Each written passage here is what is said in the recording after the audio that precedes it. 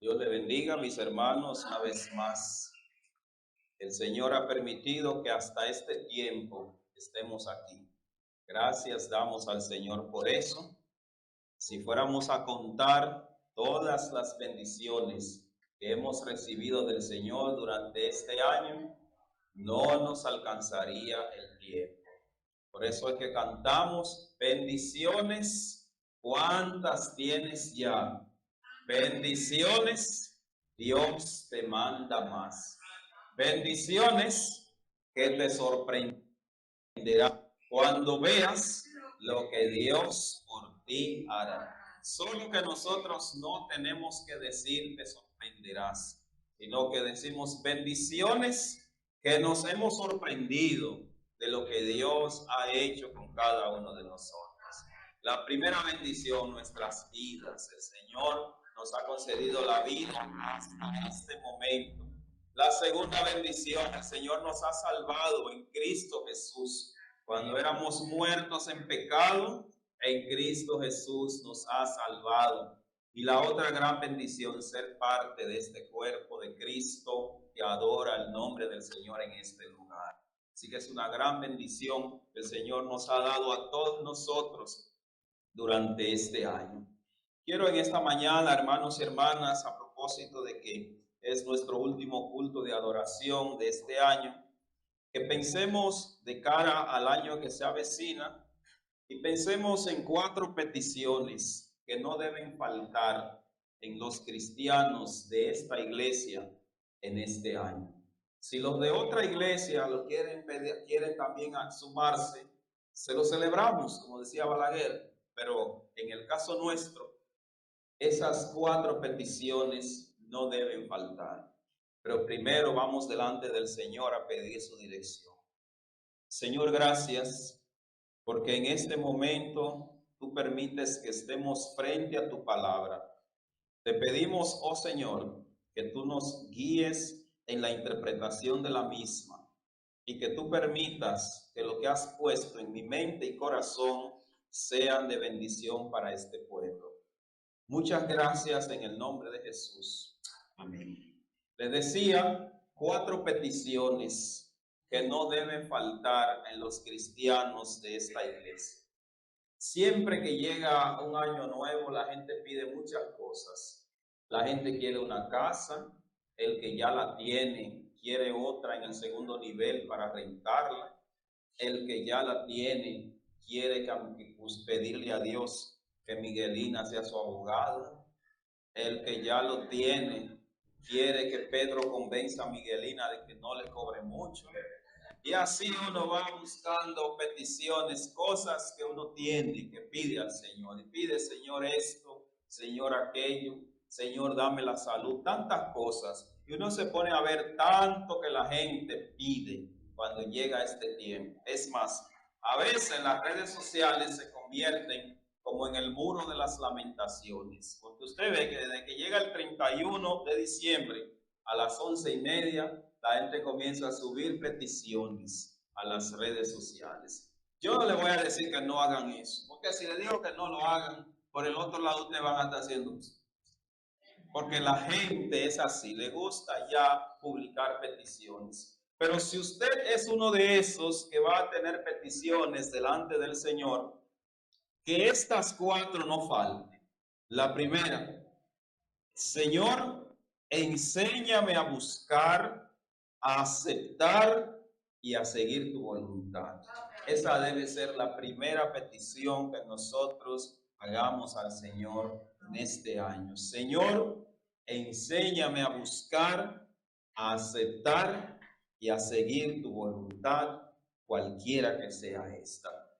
En el Evangelio de San Mateo, en el Padre Nuestro, en el versículo 10, Jesús dice que dentro de lo que debemos decir en nuestras oraciones, debemos pronunciar estas palabras: que sea hecha tu voluntad en la tierra como se hace en el cielo.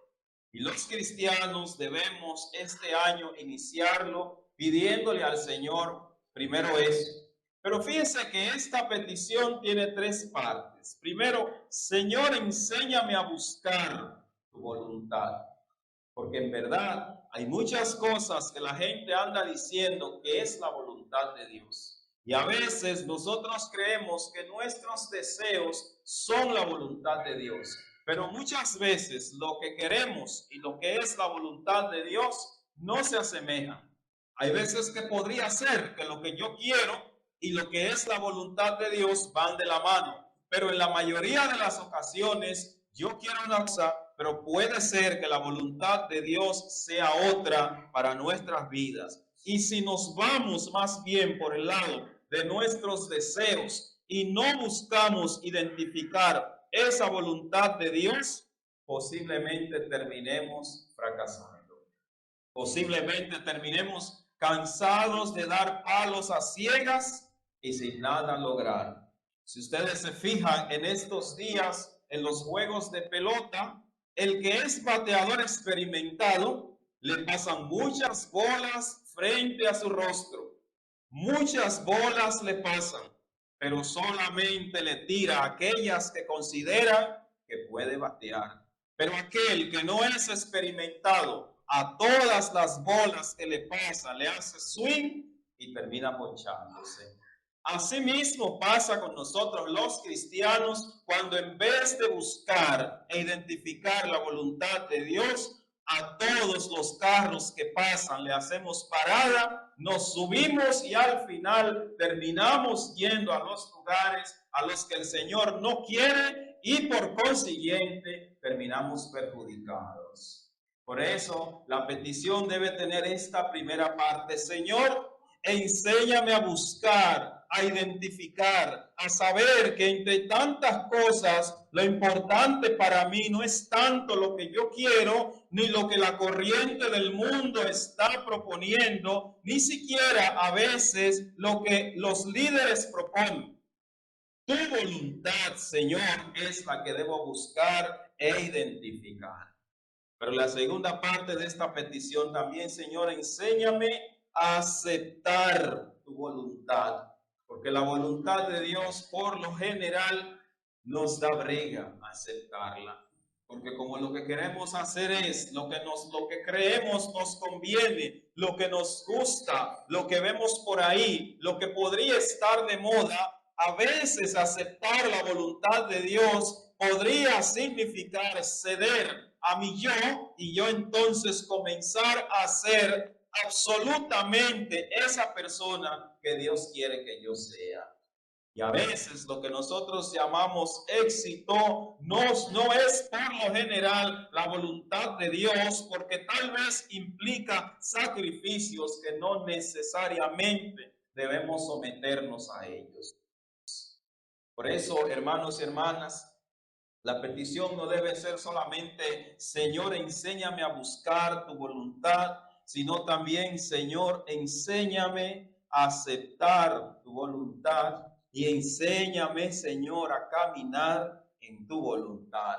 Las palabras del Salmo 138 en su versículo 8 son fundamentales para nosotros. Dios cumplirá su propósito en mí. Es decir, quiera yo o no quiera, Dios ha de cumplir su propósito. Por ello, lo recomendable es que yo trate de alinearme a su voluntad para que de ese modo yo no sienta que voy tan forzado en lo que Dios quiere hacer para nosotros. Porque definitivamente, aunque nosotros querramos o no reconocerlo, este año lo mejor que hemos hecho, si usted se pone a ver, está estrechamente relacionado con el hecho de nosotros buscar esa voluntad de Dios, de todo corazón aceptarla y sinceramente nosotros caminar alineados a la voluntad de Dios.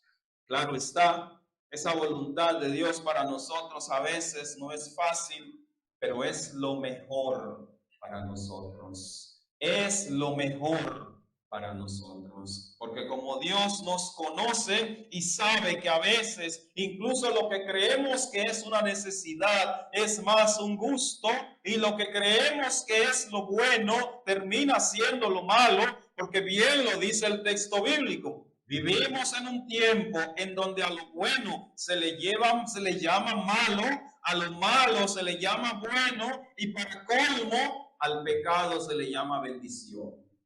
Y entonces en un contexto como ese, lo que nos conviene es antes de cualquier paso en este año decir, Señor, yo soy barro y tú eres el alfarero. Por ello, que tu voluntad se haga en mí. El profeta Isaías tiene un ejemplo que nos invita a pensar seriamente. Él dice, el Señor me dijo, ve a casa del alfarero. Y yo fui. Y cuando estuve allí, vi que él agarró un pedazo de barro, lo colocó en la rueda, comenzó a darle vueltas y vueltas, y de allí salió una vasija. Pero cuando el alfarero la miró, se dio cuenta de que tenía un defecto que tal vez yo no lo podía ver porque no soy experto.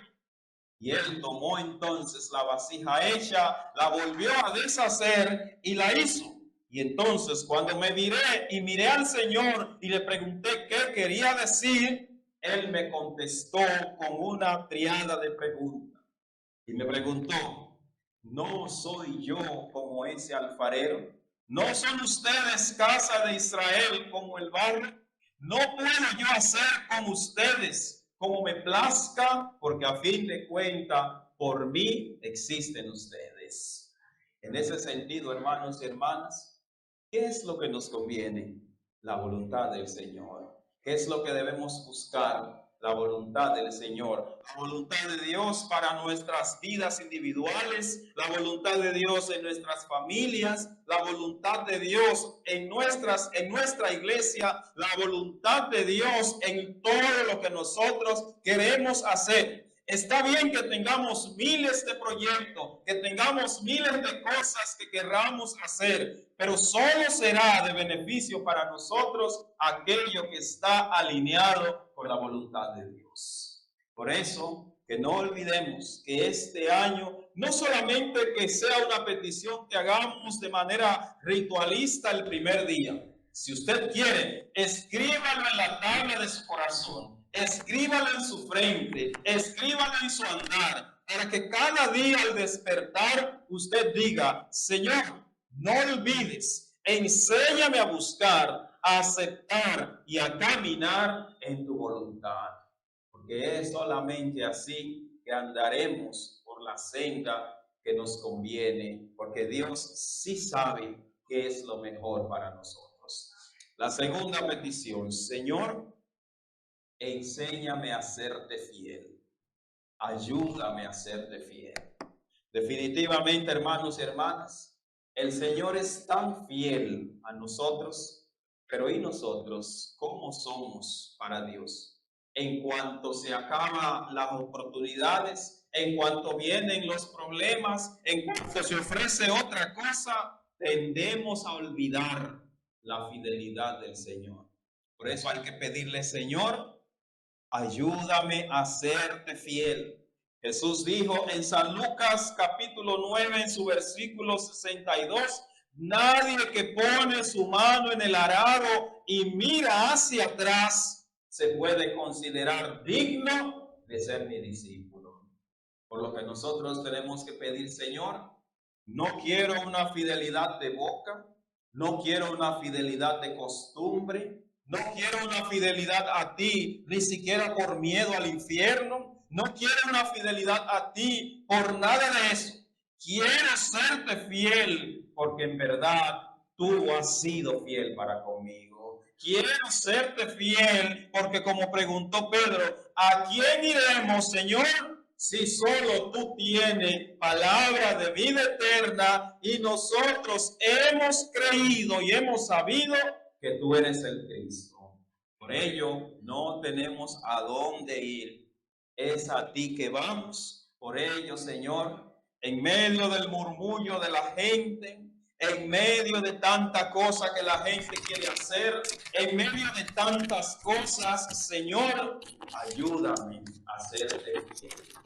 Y a veces la fidelidad a Dios, mis hermanos y hermanas, se podía expresar en cosas tan sencillas que por lo general olvidamos. Por ejemplo, A veces somos tan fáciles para dejar el compromiso con el Señor para cualquier cosa. A veces, por cualquier cosa nos quedamos en casa. Por cualquier cosa olvidamos el compromiso que asumí en la casa del Señor. Por cualquier otra cosa me olvido de lo que el Señor quiere para mí. Entonces, en ese contexto, Señor, enséñame a serte fiel y a demostrarlo en la congregación, en la contribución para la congregación, en la manera en que me integro a lo que la congregación está haciendo. Pero sobre todo, Señor, enséñame a serte fiel y a demostrarlo amándote a ti sobre todas las cosas. Enséñame a serte fiel y que no haya nada que sea tan importante para mí que me desenfoque de tus caminos, que me haga quitar la mirada. El texto bíblico dice, pongan los ojos en Jesús, que es el autor y consumador de la fe. Es decir, cuando la gente esté haciendo muchas otras cosas, cuando la gente esté diciendo de todo, sencillamente yo estaré diciendo, no es por mí, es solamente por Cristo. No es para mí, es solamente para Cristo. No es acerca de mí, es acerca de Cristo. Y es por eso, hermanos y hermanas, que nuestra segunda petición debe ser tan ferviente como la primera. Así como le pedimos que nos enseñe a buscar y aceptar y caminar en su voluntad, hemos de pedirle, Señor, yo quiero serte fiel. En el texto bíblico tenemos el ejemplo de aquel endemoniado gadareno. Él fue liberado por el Señor después de haber pasado un tiempo, incluso durmiendo en cementerios, caminando en las calles, golpeándose con piedras. Viene el Señor y tiene de él misericordia. Y en algún momento le dice al Señor, Señor, ya que tú has tenido misericordia de mí, yo quiero seguirte. Pero Jesús le contesta, no te vayas detrás de mí, más bien ve a los tuyos y dile cuán grandes cosas el Señor ha hecho contigo. Y así nos dice el Señor en esta mañana, que la fidelidad a Él se exprese en la manera en que decimos a los nuestros, con nuestra boca, con nuestros hechos, la manera en que les hacemos saber cuán grandes cosas Dios ha hecho con nosotros.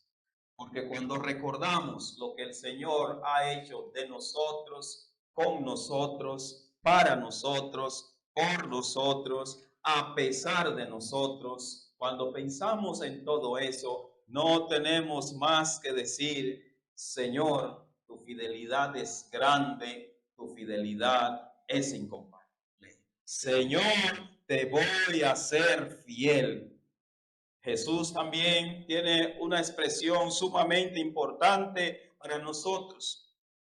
Dice el Evangelio que se le acerca a alguien y le dice, Señor, te quiero seguir, pero deja que yo vaya primero y me ocupe de los funerales de mi padre. Jesús le dice, deja que los muertos entierren a sus muertos y ven tú y sígueme. La expresión podría ser desafiante y de hecho lo es, pero en ella Jesús está diciendo, si el mundo quiere seguir envuelto en tantas cosas que hace que cada día la gente vaya muriendo más en vida, déjalos. Pero tú que conoces la verdad, deja que ellos entierren a sus muertos y ven tú, sígueme. Esa es la fidelidad a la que debemos aspirar y por la que debemos pedir al Señor. La tercera petición, Señor, enséñame a hacer luz en medio de las tinieblas. Señor, enséñame a hacer luz en medio de este mundo de tinieblas. Posiblemente ese sea uno de los retos más grandes que tienen los cristianos en este tiempo. Ser luz en medio de las tinieblas. ¿Sabe por qué? Porque ahora todo el mundo es cristiano. Porque como ser cristiano, como a los cristianos no lo persiguen, en este país al menos, como los cristianos ahora es un estatus el ser cristiano, ya todo el mundo se dice ser cristiano. Pero la pregunta es, ¿conocen a Dios? ¿Han conocido a Dios? ¿Tienen conocimiento de mil cosas acerca del texto bíblico? Pero al Dios de la Biblia, muy pocos lo han conocido. Tienen conocimiento de todo lo que hacemos aquí, de todo lo que vamos a decir, e incluso tienen tanto conocimiento que hasta lo que no hemos dicho ya lo saben.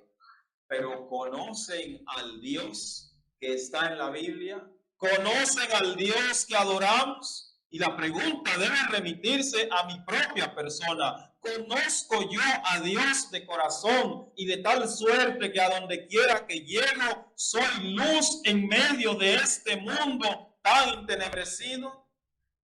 Tristemente a veces hay que decir como que está en duda que haya ese conocimiento del Señor. Por ello, nuestra tercera petición debe ser: Señor, que yo sea luz en donde tú me has colocado. Que yo sea luz en las tinieblas de ese lugar en donde tú me has puesto. Que yo sea esa luz. Jesús dice en San Mateo 5:14, ustedes son la luz del mundo. Y añade, una ciudad que está en un monte no se puede esconder. Y dice, nadie enciende una luz y la coloca debajo de la mesa. Todo lo contrario, se enciende la luz y se pone en lo alto para que todo el mundo vea. Y entonces, como mensaje final, dice, así alumbre la luz de ustedes y que todos los hombres la vean, y entonces procuren que sus obras sean buenas.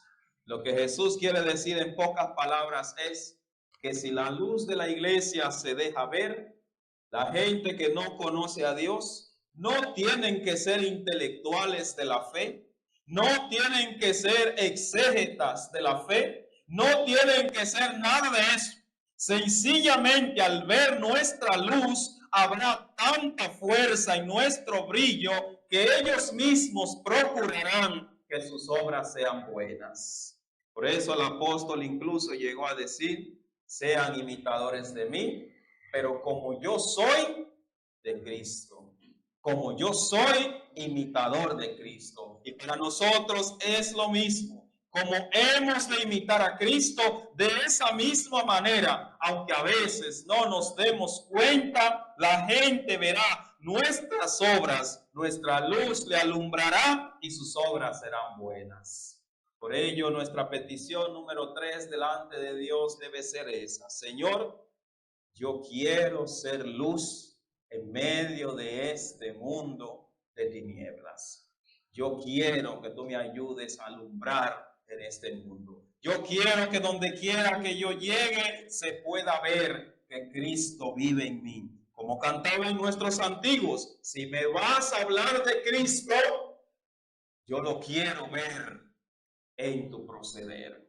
Si me vas a hablar de Cristo, no tienes que hablar duro, como yo estoy hablando ahora. No hay que hablar duro. Si me vas a hablar de Cristo, no hay que hacer mucho show. Si me vas a hablar de Cristo, no tienes que señalarme con el dedo. Lo quiero ver en tu proceder. Lo quiero ver en lo que tú haces. Y entonces tus palabras vendrán acompañadas de esa luz que irradia de ti, y lo demás lo hará el Señor. El problema es que la iglesia quiere hacer lo que le toca al Señor, pero jamás lo que le corresponde hacer a la iglesia misma. Porque queremos hacer tantas cosas para convencer a la gente que nos olvidamos que la mayoría de eso que queremos hacer le corresponde al Señor, y a nosotros solo se nos ha dicho que seamos luz en medio de este mundo de tinieblas. De manera que, hermano, cuando tú presentes tus peticiones delante del Señor en este año, no deje de decirle: Señor, permite que tu espíritu esté en mí de tal manera que yo sea luz en medio de las tinieblas. Claro, para eso hay que prestar atención a lo que dice Jesús en el Evangelio de San Juan. Jesús dice: separados de mí, nada podrán hacer. Separados de mí, no pueden hacer nada. Y la última petición que debemos presentar al Señor es: Señor, si me vas a enseñar a buscar y a aceptar y seguir tu voluntad, si me vas a enseñar a serte fiel y si me vas a enseñar a hacer luz en medio de este mundo oscuro, enséñame a vivir solo para ti. Enséñame a vivir para ti. Cuando vivimos para Dios, nos damos cuenta de que no hay necesidad de impresionar al mundo, porque lo que hacemos es única y exclusivamente para agradar a Dios. Por eso no debemos dejar de pedirle al Señor y pensar como dice el apóstol: si morimos, para el Señor morimos, y si vivimos, para el Señor vivimos. Por eso somos de Dios, somos por Dios y somos para Dios. Por eso nosotros cantamos: yo pertenezco a Cristo y Cristo pertenece a mí. Porque de esa manera estamos diciendo: vivimos exclusivamente para Cristo. Mis hermanos y hermanas, que nosotros digamos al Señor: Señor, yo quiero vivir para ti, y lo quiero expresar en tres formas. Primero, fidelidad a tu palabra, buscando tu palabra. Y ese punto de la palabra de Dios me lleva a pensar que a veces uno muestra interés muy poco en la palabra de Dios, incluso en nuestras reuniones. Mire este ejemplo. A veces yo voy a algunas congregaciones a predicar y yo veo que la gente tiene siempre su Biblia, los que usan himnario tienen un himnario y tienen una libretita. Y siempre en cada sermón van tomando nota de cuáles cosas importantes se dijeron para yo en la semana volver a esas notas y aplicarlas a mi vida. Pero y nosotros a veces que venimos a la casa del Señor y cuando salimos a la puerta nos preguntan ¿de qué predicaron? Y para salir del paso decimos: de la palabra de Dios. ¿De qué predicaron? Como decían a veces, como la fe del carbonero. El carbonero iba por su pueblo cantando con una alegría, cantando. Y le pregunta: ve acá, pero tú siempre estás cantando, ¿en qué tú crees? Y él decía: yo creo en lo que cree mi iglesia. ¿Y qué es lo que cree tu iglesia? En lo que yo creo. ¿Y qué es lo que tú crees? En lo que cree mi iglesia. ¿Y qué es lo que cree tu iglesia? En lo que yo creo. Y de esa manera pasaba el tiempo y nunca daba una respuesta. Y así a veces hacemos nosotros cuando nos preguntan ¿de qué hablaron? De la palabra de Dios. ¿Y de qué habló la palabra de Dios? De lo que toca mi vida. ¿Y qué es lo que toca tu vida? La palabra de Dios. Y así nos vamos y olvidamos la palabra de Dios.